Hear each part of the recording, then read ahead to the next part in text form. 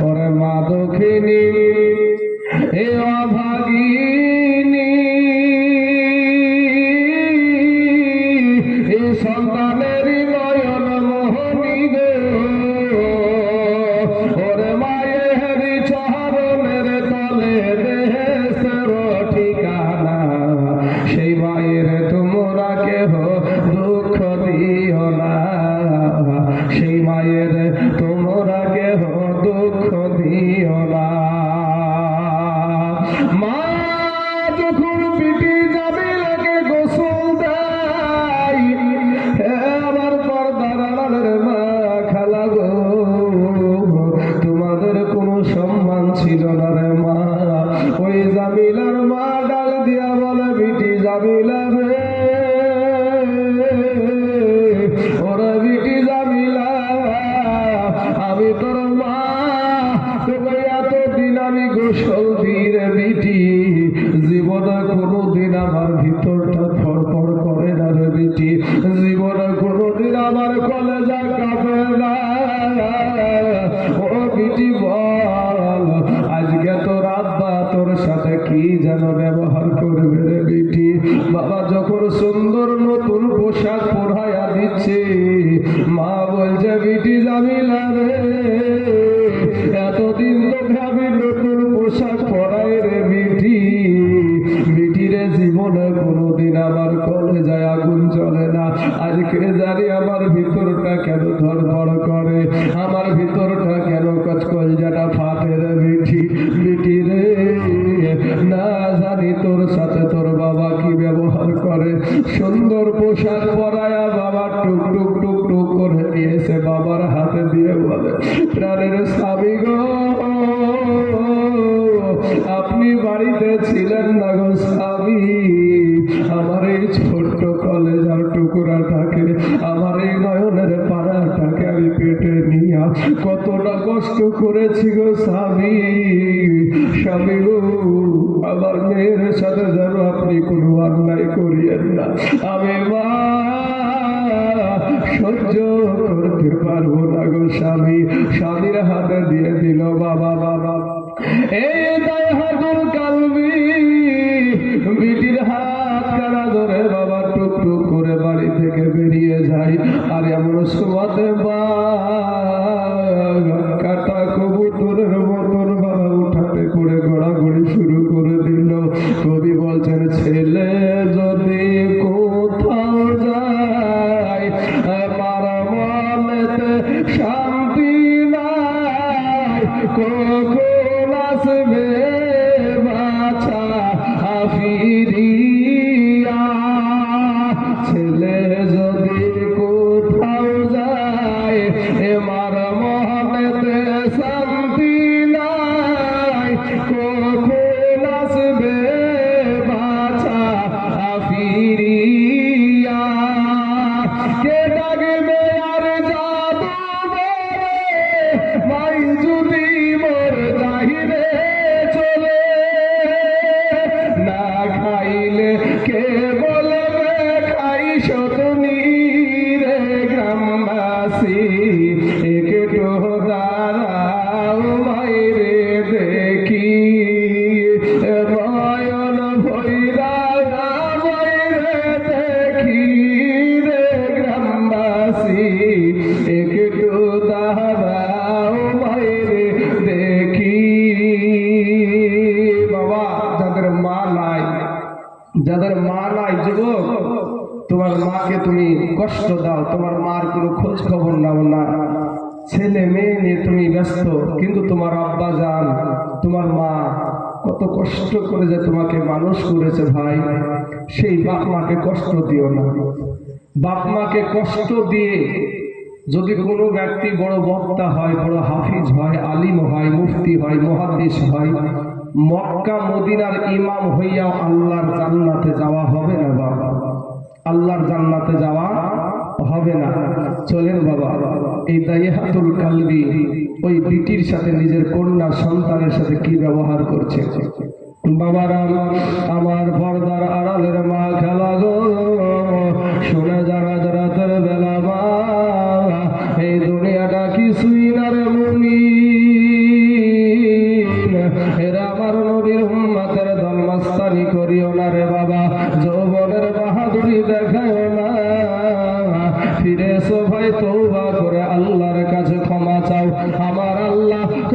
জীবনের সব গুনাহ মাফ করে দিবে। জোরে বলেন সুবহানাল্লাহ।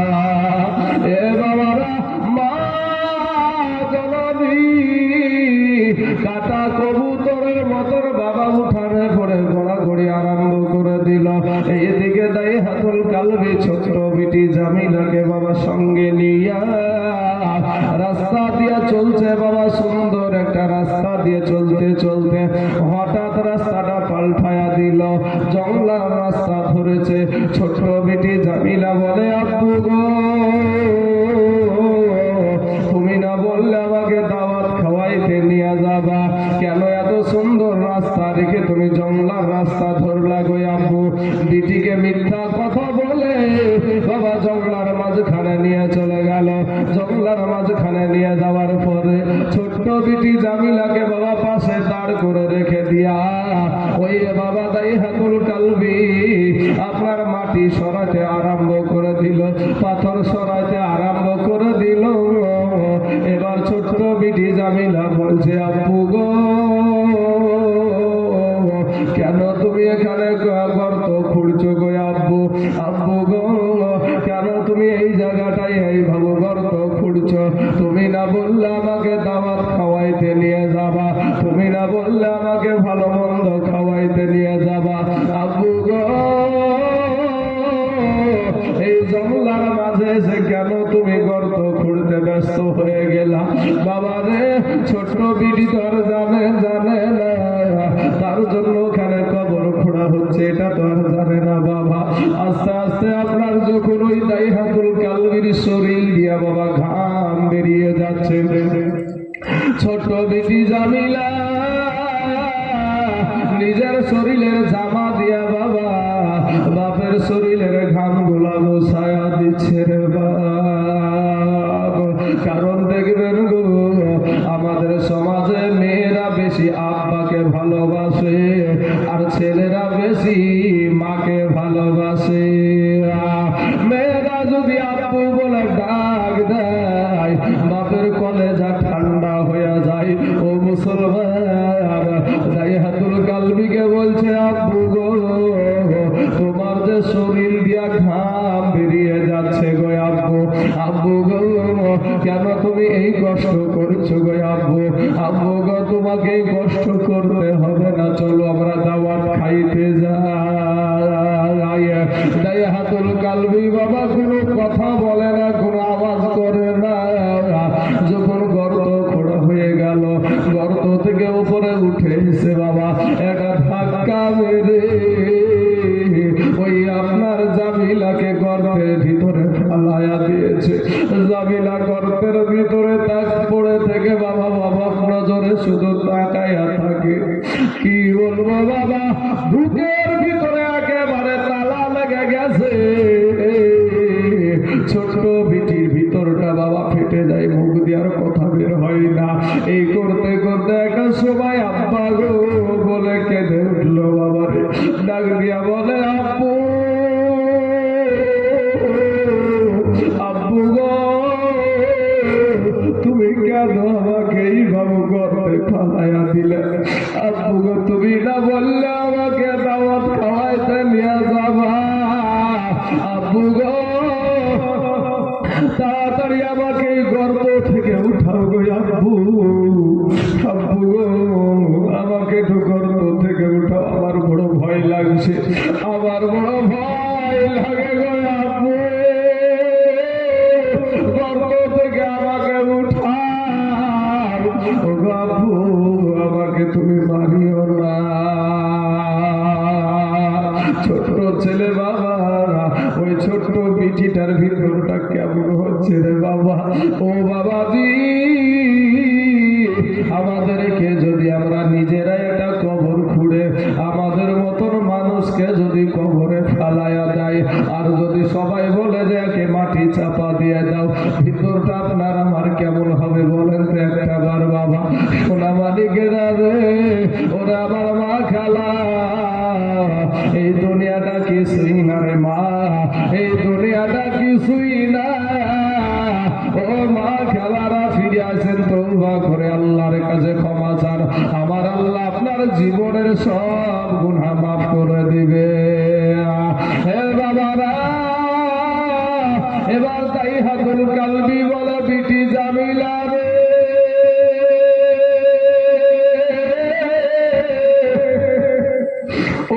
বিটি জামিলা, তোর কোনো অন্যায় নাই রে বিটি, তোর কোনো দোষ নাই রে বিটি, বিটি রে। তবে আমি দাইহাতুল কালবি তোর বাবা, আমি একটা নয় দুটো নয়, আমি ৭৭ থেকে ৭১টা আমি নারী জাতিকে, আমি অন্যের মেয়ে বিধর্মীদের মেয়েকে আমি জিন্দা দাফন করে দিয়েছি। ওর বেটি, তুই যদি দুনিয়ার জমিনে থাকিস, আমি সমাজের বুকে মুখ দেখাতে পারবো না রে বেটি, আমি মানুষকে মুখ দেখাতে পারবো না বেটি রে, আমি তোকে জিন্দা রাখতে পারবো না। ওই ছোট্ট বেটি জামিলা ওই কবর থেকে ডাক দিয়া বলে,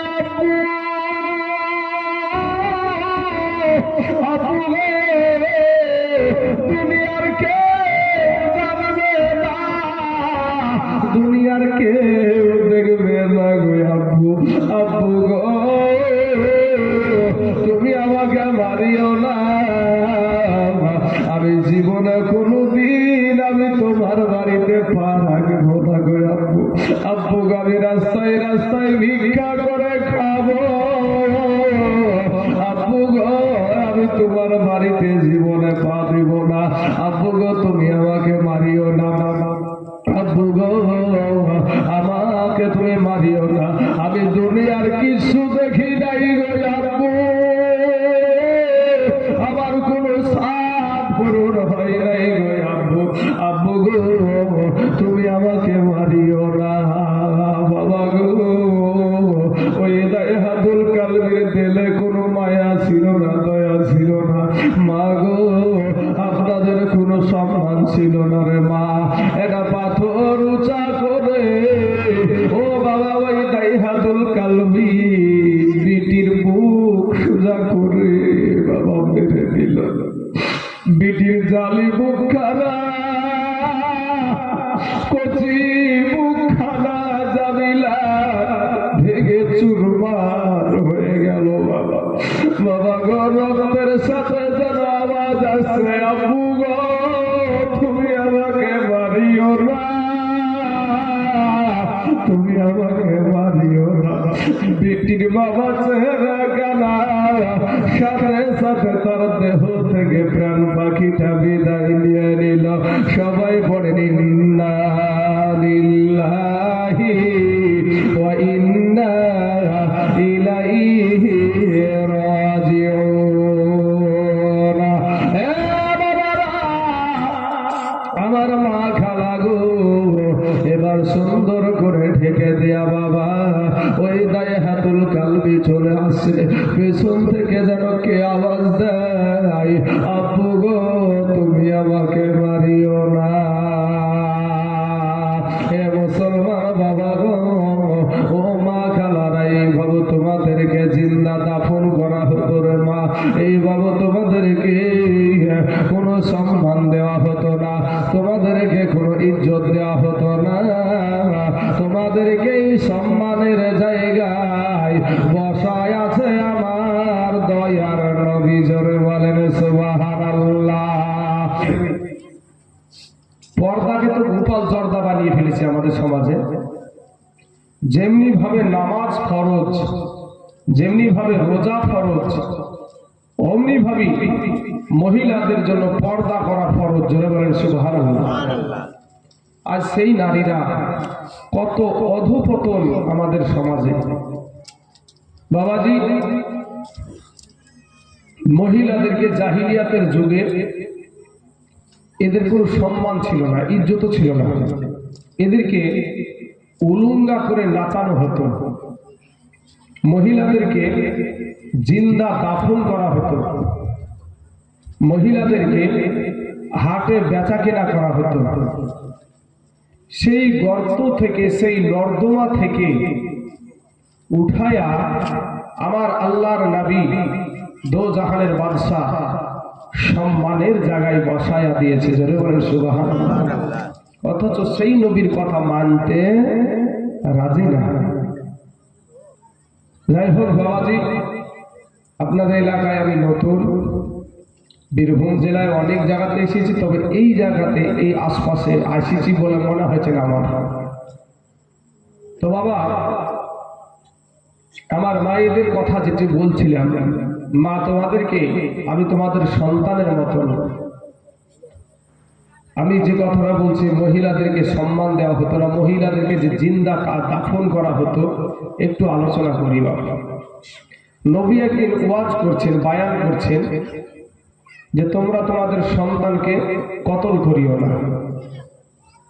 মসজিদের যত সাহাবী ছিল সবাই বেরিয়ে গেল, একজন সাহাবী ওখানে বসে বসে কান্না করছে। আমার দয়ার নবী বলছেন, ও আমার সাহাবী, তুমি এত কান্না কেন কান্না করছো? ওই সাহাবী তখন বলছেন, ইয়া রাসূলুল্লাহ, ইয়া হাবিবাল্লাহ, নবী গো, ও গো নবীজি,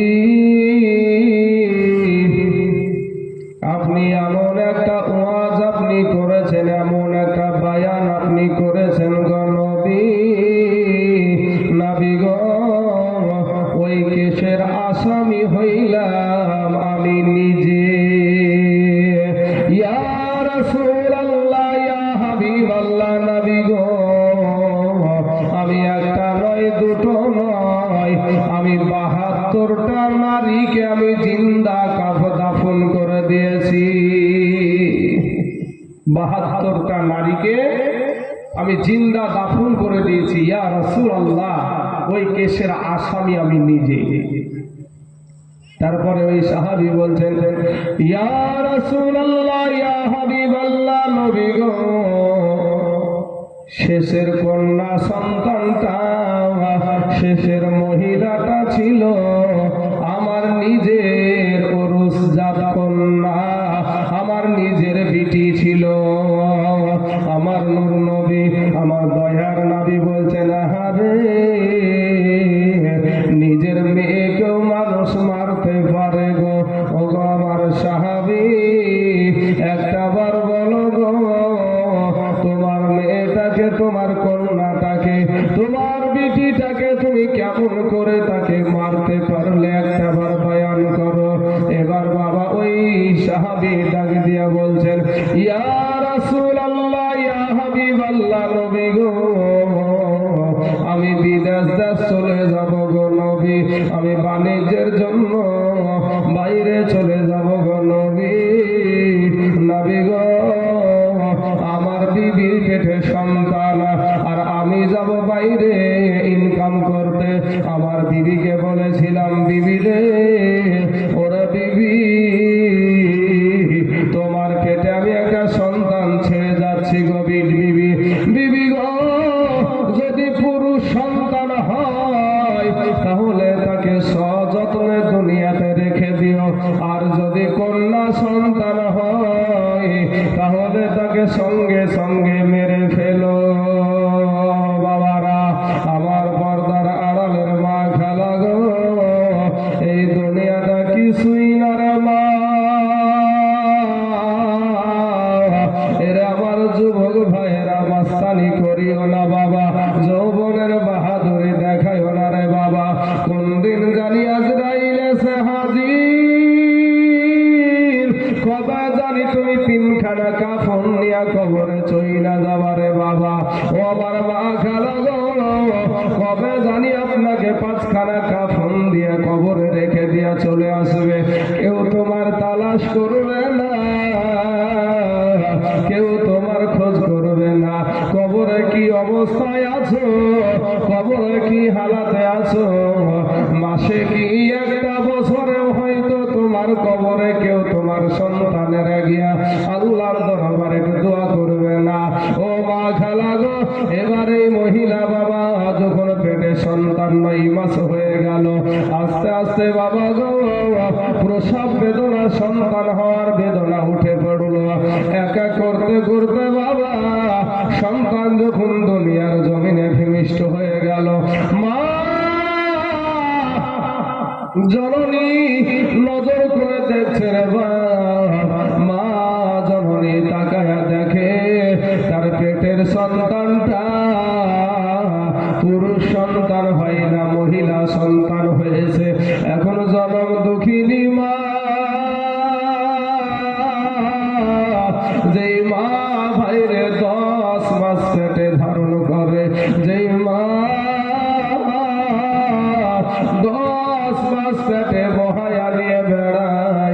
ওই মা জননী চিন্তা করছে, আহারে আমার কলেজার টুকরা নয়নের পারা, আমার নারী চিড়াই কন্যা সন্তানকে আমি কত কষ্ট পেয়েছি, আমি দুটো খেয়ে শান্তি পাইনি, আমি একটু বসে শান্তি পাইনি, আমি একটু শুয়ে শান্তি পাইনি। এই 10 মাসে আমার কি কষ্ট হয়েছে কেউ জানে না। আর এই সন্তানকে আমি এত কষ্ট করে আমার বিটিকে আমি জন্ম দিলাম, আজ আমার বিটিকে আমি কেমন করে মেরে ফেলবো। হরিণ ডুবার মা খেলার গো, মা জননী আর মারতে পারলো না বাবা, দুনিয়ার জমিনে রেখে দিল। একদিন যায়, দুদিন যায়, 1 মাস যায়, 2 মাস যায়, আর বাবা সন্তানটা এত সুন্দরী, এত সুন্দরী বাবা, বিটিটা এত সুন্দরী, মা জননী ওই সুন্দরী দেখে নাম দিল জামিলা, নামখানা দিয়েছে বাবা জামিলা। এই নাম তোলার সাথে সাথে বাবারা আমার পর্দার আড়ালের মা খেলার আগো, এই জামিলা শব্দের অর্থ হলো সুন্দরী বাবা। 1 বছর 2 বছর সন্তান যখন কথা বলতে শিখে নিল, আব্বু বলতে শিখেছে, আম্মু বলতে শিখেছে, এইদিকে বাবা ওই ব্যক্তির নাম ছিল দাইহাতুল কালবি। ওই দাইহাতুল কালবি বাড়িতে ফিরে এসেছে, আসার পরে বিবিকে ডাক দিয়া বলে, বিবি বিবি গো, তাড়াতাড়ি করে বলো গো বিবি, আমার কি সন্তান দুনিয়ার জমিনে এসেছে। বিবি ডাক দিয়া বলে, স্বামী গো, ওগো স্বামী, আপনি রাগ করিয়েন না, কষ্ট নিবেন না, আপনি বিদেশ দেশ থেকে বাড়ি ফিরলেন গো স্বামী, একটু হাত মুখখানা ধুয়ে নেন, একটু দুটো খাবার খেয়ে নেন। এবার দাইহাতুল কালবি ডাক দিয়া বলে, বিবি আমার ভিতরটা বড় আনচান করে গো বিবি, আমার কলেজাটা ছটফট করছে গো বিবি, আমার সন্তানের চেহারা খানা দেখব, আমার সন্তানকে একটু কোলে নিব, আমার সন্তানকে একটু আমি আদর করবো, চুমা খাবো, তাড়াতাড়ি করে বলো আমার কি সন্তান দুনিয়ার জমিনে এসেছে। স্বামীকে ডাক দিয়া বলে, স্বামী গো, ওগো আমার প্রাণের স্বামী, আপনি দুঃখ নিয়েন না, কষ্ট নিয়েন না, আমার পেট থেকে আবার আমার মহিলা সন্তান দুনিয়াতে চলে এসেছে। বাবা পাশেই দাঁড়িয়েছিল ওই ছোট্ট জামিলা, জামিলাকে মা জননী একটা ডাক দিয়ে বলে, বিটি জামিলা রে, ওরা বিটি জামিলা, এই দেখ এটা তোর হলো জন্মদাতা আব্বা জান, ছোট্ট বিটি জামিলা, আব্বু গো বলে বাবা যে কোলে উঠে পড়েছে, আব্বার গালে চুমা দেয়, গালে চুমা দেয়, ঠোঁটে চুমা দেয় রে বাবা। কিন্তু ওই দাইহাতুল কালবির দিলে কোনো দয়া ছিল না, মায়া ছিল না। আমার মা খালারা গো, ওরা আমার খালে মার মা, তোমাদের কোনো সম্মান ছিল না মা, তোমাদের কোনো ইজ্জত ছিল না রে মা, তোমাকে সম্মানের জায়গায় বসায় আছে আমাদের দয়ার নবী, জোরে বলেন সুবহানাল্লাহ। এ বাবারা, এ হরিণ ডুবার যুবকেরা, শুনে যাওয়া যে রাতের বেলায় দুনিয়াটা কিছুই না রে মুমিনা। এ বাবারা, আমার ভাই জানে রাগো, 1 দিন 2 দিন 3 দিন বাবা, হঠাৎ একদিন দাইহাতুল কালবি বলছে, বিবি রে, আমার জামিলাকে তুমি একটু সুন্দর করে সাজায়া দাও, আমার জামিলাকে আমি দাওয়াত খাওয়াইতে নিয়ে যাব, আমার জামিলাকে আমি দাওয়াত খাওয়াইতে নিয়ে যাব। এবার বাবা জামিলার মা যখন জামিলাকে গোসল দিচ্ছে, মা জননী যদি বাবা সন্তানের কোনো বাবা যদি কষ্ট হয়, সন্তান যদি বিপদে পড়ে, সবার আগে